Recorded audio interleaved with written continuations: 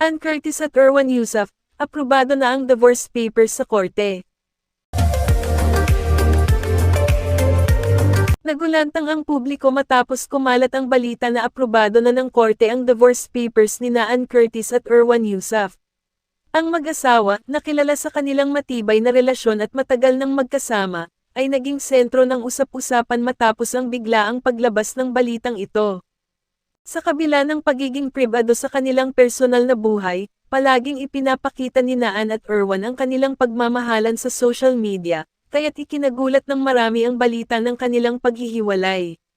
Ayon sa mga ulat, matagal nang nagkakaroon ng mga hindi pagkakaunawaan ang dalawa, subalit pilit nila itong isinasaayos para sa kapakanan ng kanilang pamilya. Bagamat hindi pa nagbibigay ng opisyal na pahayag ang mag-asawa tungkol sa mga detalye ng kanilang divorce, maraming netizens at mga taga-suporta ang nagpahayag ng kanilang kalungkutan at pagkabigla sa mga pangyayari. Marami rin ang nagpaabot ng suporta kay Ann at Erwan, umaasang magkasundo pa rin sila bilang magkaibigan at mga magulang sa kanilang anak na si Dalia. Samantala, patuloy na hinihintay ng publiko ang pormal na pahayag mula kina Ann at Erwan upang linawin ang sitwasyon.